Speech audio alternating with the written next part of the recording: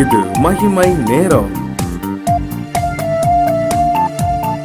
நம்முடைய கர்த்தரும் இரட்சகருமாகிய இயேசு கிறிஸ்துவின் இடைநேற்ற நாமத்தினாலே மகிமை டிவி நேயர்களை வாழ்த்துகிறேன். இந்த மகிமை நேரம் மூலமாக கிறிஸ்து இயேசுவினுடைய வசனங்களை தியானிப்பதற்காக கர்த்தர் கொடுத்த வாய்ப்புக்காக கர்த்தரை நான் நன்றியோடு நான் ஸ்தோத்திரிக்கிறேன். இந்த நாளிலும் நமக்கு ஜெயத்தை கொடுக்கிறவர் கர்த்தர் என்கிறதை குறித்து நாம் தியானிக்கிற இருக்கிறோம். நம்முடைய வாழ்க்கையில் அநேக காரியங்களில் நாம் ஜெயத்தையே நாம் எதிர்பார்த்து கொண்டிருக்கிறோம். வசனம் சொல்லுகிறது 1 கொரிந்தியர் 15:57 நம்முடைய கர்த்தராகிய இயேசு கிறிஸ்துவினாலே ஜெயம் கொடுக்கிற தேவனுக்கு ஸ்தோத்திரம். அப்போ நமக்கு ஜெயத்தை தருகிறவர் யார் அப்படின்னா கர்த்தர். யார் மூலமாக நமக்கு ஜெயத்தை தருகிறார் என்றால் கர்த்தராகிய இயேசு கிறிஸ்துவின் மூலமாக கர்த்தர் நமக்கு ஜெயத்தை தர வேண்டும் என்று நாம் விரும்புகிறார். அநேக காரியங்களில் இந்த நாட்களில் நாம் அடிமைப்பட்டு அல்லது தோல்வியை சந்தித்து போராட்டங்களுக்கு நடுவே நாம் காணப்படுகிறோம். ஜெயம் இல்லாதவர்களாக காணப்படுகிறோம். முதலாவதாக நாம் ஜெயம் பெற வேண்டியது நம்முடைய மாம்சம் மற்றும் பிசாசு, இந்த உலக பிரகாரமான காரியங்களில் இருந்து நாம் ஜெயம் பெற வேண்டும். மாம்சம் என்று சொல்லும் பொழுது மாம்சத்தினால் உண்டானக்கூடிய பாவ காரியங்களில் இருந்து நாம் ஜெயம் பெற வேண்டும். அதை நாம் மேற்கொள்ள வேண்டும். எப்படி நம்ம இந்த பாவ காரியங்கள், இந்த மாம்ச பிரகாரமான காரியங்களில் இருந்து நாம் மேற்கொள்ள முடியும் என்றால் அடைய மாம்சத்தின் இச்சைகள் அல்லது கண்களின் இச்சைகள், ஜீவனத்தின் பெருமை என்று சொல்லப்பட்ட காரியங்கள், நம்முடைய சுவாபங்களில் காணப்படுகிற பாவங்களில் இருந்து எப்படி நாம் விடுதலை பெற முடியும், அந்த அடிமைத்தனத்தில் இருந்து எப்படி விடுதலை பெற முடியும் என்றால் அந்த பவுல் அப்போஸ்தலர் சொன்னது போல நாம் நிறைய காரியங்களிலே சில பாவங்களை அல்லது பாவ சுவாபங்களை, பாவ பழக்கங்களை விட்டுவிட வேண்டும் என்று நம்முடைய சிந்தையினால் நினைக்கிறோம், நாம் தீர்மானிக்கிறோம். ஆனால் நம்முடைய மாம்சத்தினால் அதை மேற்கொள்ள முடியாமல் நாம் தவிக்கிறோம். ஒரு போராட்டத்திற்குள்ளாக நாம் தவிக்கிறதை காண முடியுது. பவுல் அப்போஸ்தலனும் அதான் சொல்கிறாரு, நான் செய்ய வேண்டியதை நான் செய்யாமல் நான் விரும்பாததையே நான் செய்கிறேன், நான் விரும்புகிறதை செய்யாமல் நான் விரும்பாததையே செய்கிறேன். பிரியமானவர்களே, நமக்கும் அநேகருக்கு இந்த சூழ்நிலையிலே நான் கடந்து வந்திருப்போம். ஒரு சின்ன பாவ காரியமாக இருக்கலாம், அடிக்கடி கோபப்படுவது அல்லது எரிச்சல் படுவது அல்லது பொறாமைப்படுவது, பெருமையான காரியங்கள், வீணான சிந்தனைகள் அல்லது இந்த நேரங்களை வீணை செலவழிக்கிறது. இனிமேல் இந்த மாதிரி நேரங்களை வீணாக செலவழிக்க கூடாது, அல்லது மொபைலில் நம்ம அதிக நேரத்தை செலவழிக்கிறது, இந்த காரியங்களை விட்டு விலக வேண்டும் என்று நாம் விரும்புகிறோம். ஆனால் சாத்தானானவன் இந்த காரியங்கள், இந்த மாம்ச பிரகாரமான காரியங்களிலே, பாவத்திலே நம்மை அடிமையாக வைத்துக்கொள்ள வேண்டும் என்று விரும்புகிறது நிமித்தம் நம்முடைய சுய பலத்தினால், நம்முடைய சுய மாம்சத்தின் சக்தியினால் இதிலிருந்து வெளிவர நம்மால் முடியவில்லை. அதான் பவுல் அப்போஸ்தலர் சொல்லுகிறான், நிர்பந்தமான மனுஷன் நான், இந்த பாவ மாம்சத்தில் இருந்து, மரண சரீரத்தில் இருந்து யார் என்னை விடுதலையாக்குவார் என்று சொல்கிறார்.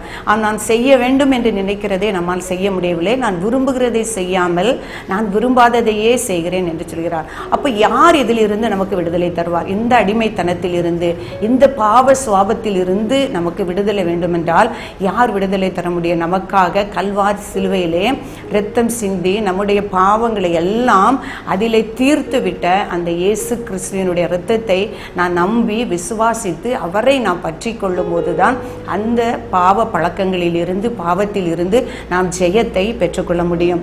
ரோமர் 8:13 சொல்லப்படுகிறது, மாம்சத்தின்படி பிழைத்தால் சாவீர்கள். நம்முடைய மாம்ச பலத்தினால் நாம் எல்லாவற்றையும் ஜெயித்து விடலாம் என்று நாம் நினைத்தோமானால் மாம்சத்தின்படி பிழைத்தால் சாவீர்கள், ஆவியினால் மாம்சத்தின் கிரியைகளை அழித்தால் பிழைப்பீர்கள் என்று சொல்லப்பட்டிருக்கிறது.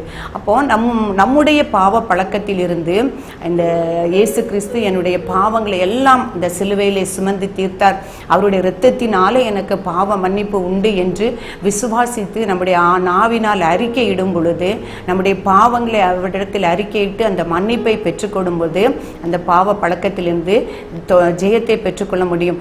தொடர்ந்து நம்முடைய பரிசுத்தத்தை காத்துக்கொள்ள வேண்டும் என்றால் பரிசுத்த ஆவியானவரை நாம் பெற்றுக்கொள்ள வேண்டும். அந்த பரிசுத்த ஆவியினால் நம்முடைய சரீரத்தின் செய்கைகளை அழித்தால் பிழைப்பீர்கள் என்று எழுதப்பட்டிருக்கிறது. பிரியமானவர்களே, ஜெயத்தை நாம் பெற்றுக்கொள்ள வேண்டும் என்றால், நம்முடைய வாழ்க்கையில் அநேக காரியங்களில் நாம் ஜெயத்தை பெற்றுக்கொள்ள வேண்டும் என்றால், முதலாவது நம்முடைய ஆவிக்குரிய காரியம் அல்லது மாம்ச காரியங்களில் இருந்து ஜெயத்தை நாம் பெற்றுக்கொள்ள வேண்டும். ரெண்டாவதாக உலகத்தில் இருந்து உலக பிரகாரமான காரியங்கள். யோவான் 16:13 சொல்லப்பட்டிருக்கிறது, என்னிடத்தில் உங்களுக்கு சமாதானம் உண்டாயிருக்கும் பொருட்டு இவைகளை உங்களுக்கு சொல்லுகிறேன். உலகத்தில் உங்களுக்கு உபத்திரவம் உண்டு, ஆனாலும் திடங்கொள்ளுங்கள், நான் உலகத்தை ஜெயித்தேன் என்று சொல்லியிருக்கார். ஆண்டவர் என்ன சொல்லியிருக்கார்? நான் உலகத்தில் ஜெயித்தேன்.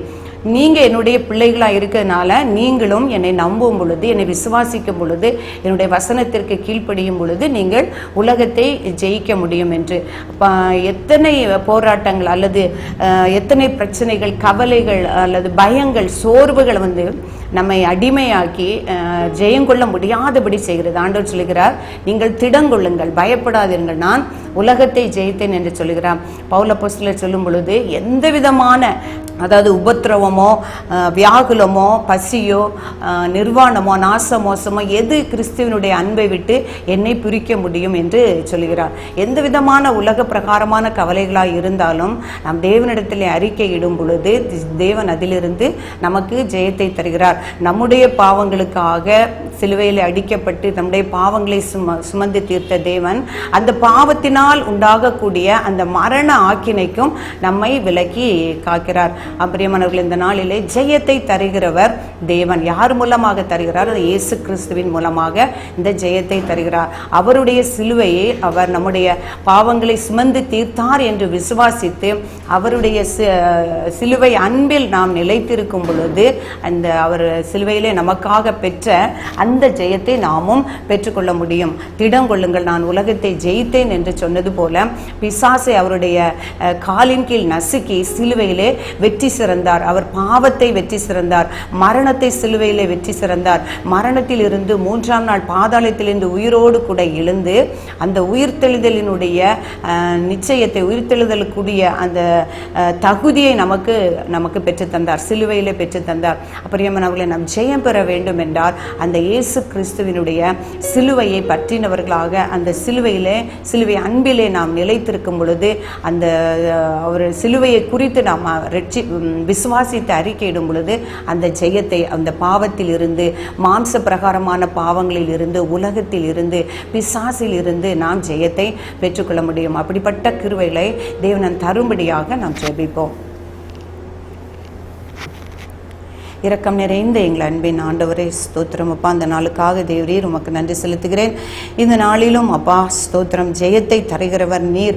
எல்லாவித காரியங்களில் இருந்தும் எங்களுக்கு ஜெயத்தை தருகிறவர் என்பதை குறித்து தியானிக்க கர்த்தர் கிருபை பாராட்டினீங்கப்பா.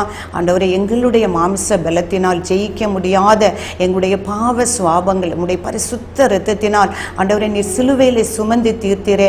அதை விசுவாசித்து அந்த விலையேற பெற்ற இரத்தத்தினால் ஆண்டவரே அந்த பாவ மன்னிப்பை, நிச்சயத்தையும் ரட்சிப்பையும் பெற்றுக்கொள்ள கர்த்தர் எங்களுக்கு உதவி செய்யுங்கப்பா.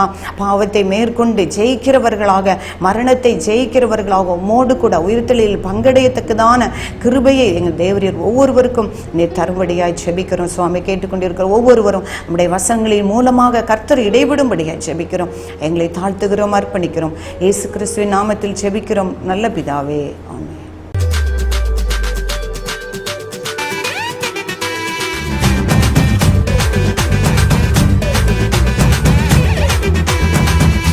மகிமை